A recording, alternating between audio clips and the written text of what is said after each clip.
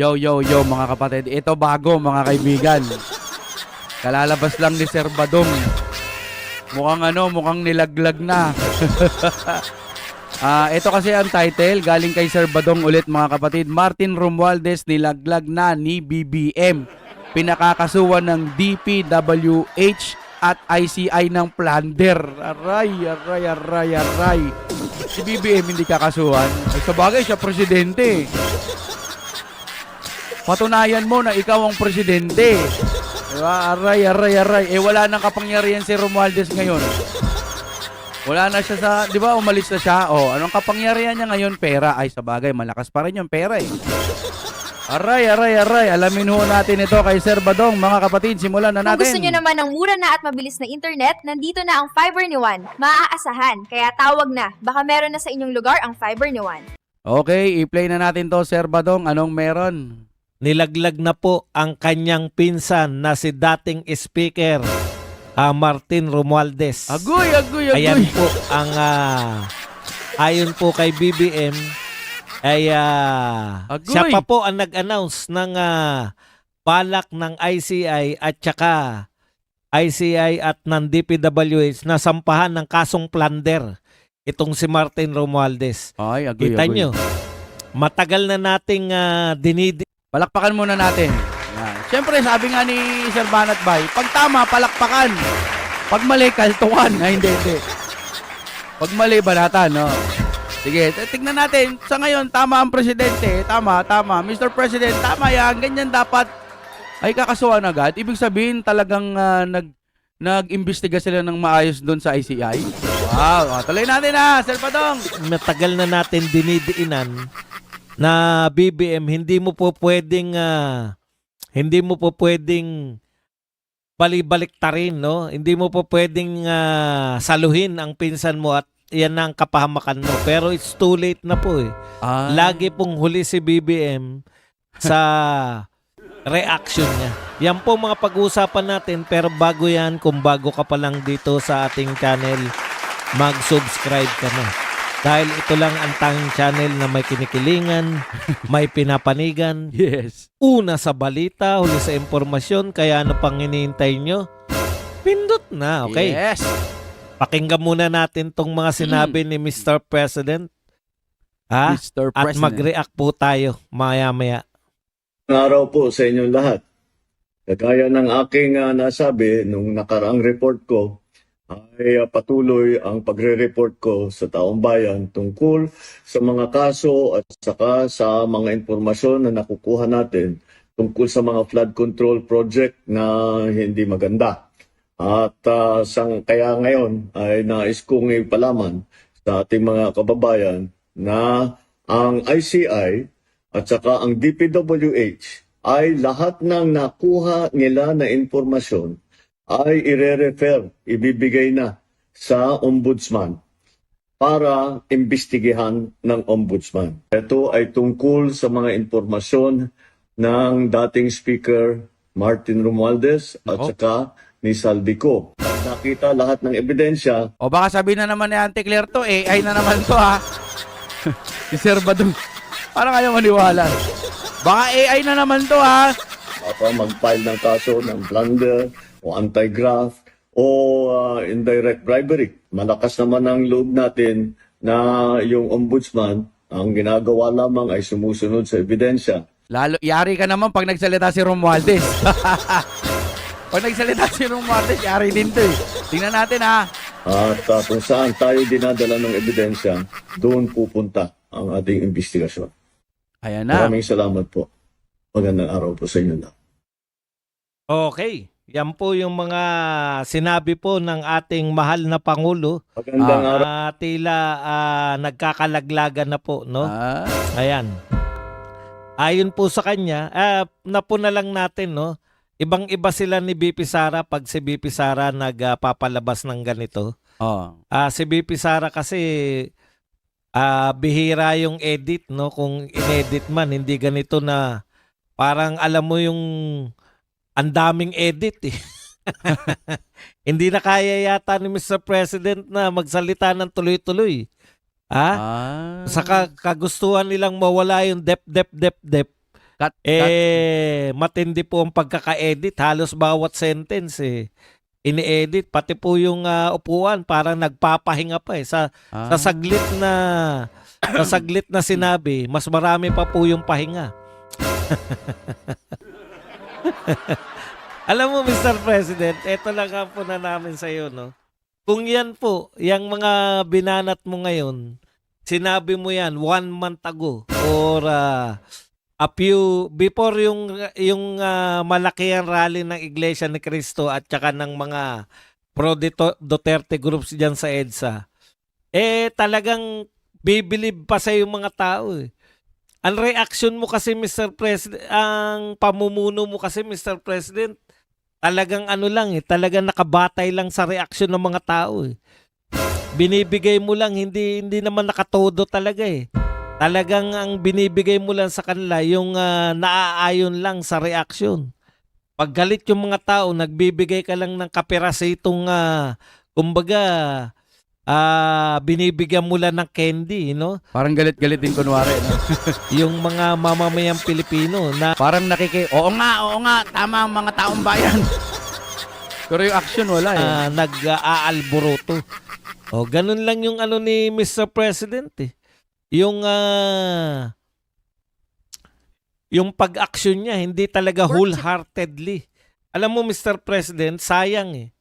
Kung etong mga sinabi mo yan nung una pa lang. Nung una pa lang binanggit si Martin Romualdez, ang dialogue mo na kagad, paimbestigahan natin yan. Di ba sabi niya, nagtanong yung reporter, si Ivan Mayrina ba yun? Kasama ba si Romualdez sa ICI na investigasyon? Nandun ba yung name? Nasa list ba? Di ba sabi niya wala? Ba't ngayon ganun? Di ba? Ay. Kinakailangan proteksyonan natin si Gutesa. Kinakailangan na bigyan natin yung mga ganun sana. O kaya yung Diskaya, dapat kinakailangan natin proteksyonan yan dahil nagsasabi sila ng mga Ulo. nagbubulgar sila ng mga katiwalian. Hindi. Tandaan po natin, nung una po na lumabas nag-rally yung September 21, no? Ang aksyon nila, hindi ko na ma-recall pero bago yung Malawakan rally o pagkatapos ng Malawakan rally, pinagbitiw nila sa pwesto si Martin. Akala nila pag nagbitiw sa pwesto si Martin, medyo Akala nila mapapayapa nila yung mga tao. Mm. Nung hindi pa rin mapayapa yung mga tao, ayan na, idiniinan nila si Saldico, di ba? Nakita nyo po yung mga reaksyon. Binigay po nila si Saldico pero hindi si Martin Romualdez. Prinoteksyon na nila si Martin Romualdez pero si Saldico ang pinalalabas nila na pinaka mastermind. Alam mo, Mr. President, wala pa nagtuturo sa iyo noon na ikaw ang mastermind, no? Hindi pa lumalantad si Saldico. Pero kung etong dialogue mo na to, nung lumabas si Gutesa, ganito na dialogue mo, napapakasuhan mo si Saldico at saka si Martin Romualdez, hindi na sana lumala ng ganito. Baka purihin ka pa na sa wakas nagbago yung Pangulo. Bakit po too late na, Mr. President? Una, magkasunod po yan eh. Siguro corner na eh. Wala na eh. Kailangan niya na magsalita eh, di Si ba? Saldico binulgar na ikaw po ay may insertion na 100 billion. Na ikaw po ay personally tumanggap ng 20 billion. Alam mo, Sir Badong, no, tsaka sa lahat po ng nanonood natin, nagsalita na si PBBM. Paano kung magsalita din si Saldico? Hindi lang naman ako, ikaw din, no? Yari sila dyan. Bagsakan sila. Yan, maganda nga yan, tama yan eh. Ang magnanakaw, galit sa kapwa magnanakaw. Base lang sa opinion ko sa sinabi ni Saldico at sinabi ni Madam Aimee. Hindi naman personally na tinanggap mo yung maleta. Ibig sabihin, direkta, tumanggap ka ng 25% na 25 billion. Kaya kung ikaw ang may pinakamalaking tinanggap, ikaw ang masasabing mastermind. Ayon dito sa kwento ni saldi ko. Hindi Oh, hindi lang si Romualdez. Ngayon, nilaglag mo si Romualdez. Ang dating kay Romualdez, barya-barya lang din. Kasi ikaw pala talaga ang mastermind. Base kay saldi ko. Oh, ano pang ginihintay nyo? Ba't di pa kayo bumaba lahat yan? po sa amin yan. Hindi ka namin nababanggit nun, Mr. President. Eh. Ang sinasabi namin sa iyo noon, etong mga sinasabi mo ngayon. Ang sabi namin, dapat tumulong ka para makasuhan yung pinsan mo. Ngayon, Yun nga, naguguluhan din ako sa kanya eh. Basta tinanong yun ni Ivan Marina ng GMA7. Sino ho nakapanood nun? Pa-comment na lang din po. Di ba sabi niya, kasama ba sa listahan si Romualdez? Sabi niya, no. Di ba? Hindi kasama na. Ganda utal-utal nga siya nun eh. Tapos ngayon, eto. Tingnan natin mga kapatid, dito tayo. at magtagal na natin din. Nakaraang report ko, Yan. Pindot na, okay. kagaya ng aking nasabi Pakinggan natin, nung nakaraang report ko, ay patuloy ang pagre-report ko sa taong bayan tungkol sa mga kaso at saka sa mga impormasyon na nakukuha natin tungkol sa mga flood control project na hindi maganda. At kaya ngayon ay nais kong ipalaman sa ating mga kababayan na ang ICI at saka ang DPWH ay lahat ng nakuha nila na impormasyon ay ire-refer, ibibigay na sa ombudsman para imbestigahan ng ombudsman. Ito ay tungkol sa mga impormasyon ng dating Speaker Martin Romualdez. Oh, malinaw. Malinaw Ngayon, kasali na. Nung nakaraan, wala sa listahan. Ngayon, sa kanya nanggaling kung AI to, baka yari kayo. Nagpapakalat kayo ng mga fake news. Pero AI ba to, Manang Claire? Pa-scan nyo nga kay Manang Claire. At saka ni Saldico. Pag nakita lahat ng ebidensya, baka mag-file ng kaso ng plunder o anti-graft o indirect bribery. Malakas naman Ang problema ho niyan kasi, kakampirin nila yung ombudsman. Baka sabihin ng ombudsman, wala kaming nakikitang ebidensya dito. Malinis si Romualdez. Kaso pinunta na doon. Mukhang baka nagbabangayan na yung mga yan. Eto pa, ang sinabi ko kanina. Ito lang, vision lang naman natin ito eh. Kumbaga, haka-haka. No? Hindi totoo. Paano kung dumating yung time na si Romualdez ang magsalita naman ngayon? Si Saldi ko, pinukol nyo ng pinukol eh. Nagsalita tuloy. Di parang sumabog na bomba. Tapos sinabayan pa ni Madam Amy nuclear. Boom! Paano itong isang balyena whale? Malaking isda ito. Magsasalita din si Romualdez. Sino kayang ilalaglag ni Romualdez? Wala na, kawawa na taong bayan. Alam nyo kung bakit? May problema pa pala ata sa DOH, Department of Health, o hindi naman kaya PhilHealth, di ba? May nagsalita doon na parang bankrupt na ata. Correct me if I'm wrong. Ang dami pong problema ng Pilipinas. So, anong gagawin ng Pangulo natin? Wak, wak, wak, wak, wak, wak, wak. Whenever I see boys and girls, wala na ang lahat. Mukhang ninakaw na, bakit di pa bumaba?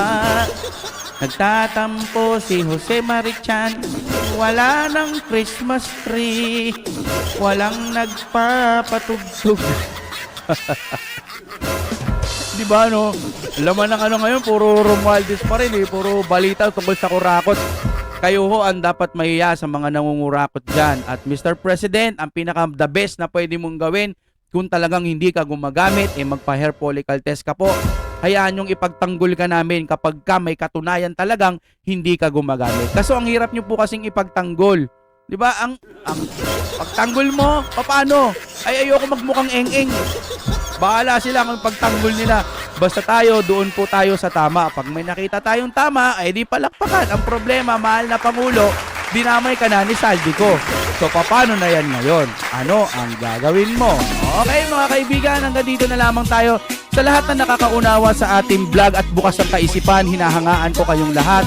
Dahil kayo, may pag-unawa kayo. Doon po sa mga sarado ang utak, bahala kayo, hanggang dyan na lang kayo. Wala kayong progreso sa inyong pag-iisip, pag-utak. Hanggang ganyan na lang ang pag-unawa nyo. Napakalungkot ho ng inyong buhay. Bahala kayo sa buhay ninyo. Basta kami, masaya kami. Kasi sumisingaw na eh. Diba? Ito, kahit punuin mo yan ng punuin ng kurakot, aapaw talaga yan mga kapatid. May hangganan din. May hangganan. Sa tuwing bumabagyo, sa tuwing umuulan, iniisip ng tao ngayon yung sinasabi ng Pangulo na 5,500 flood control. Awanon. Awante project.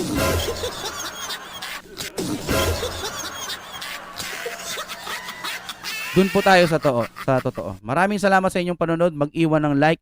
Napakahalaga para sa akin yan. At mag-comment kayo. Duterte pa rin. Oh my God, we'll be back again. Come on, let's get down to business.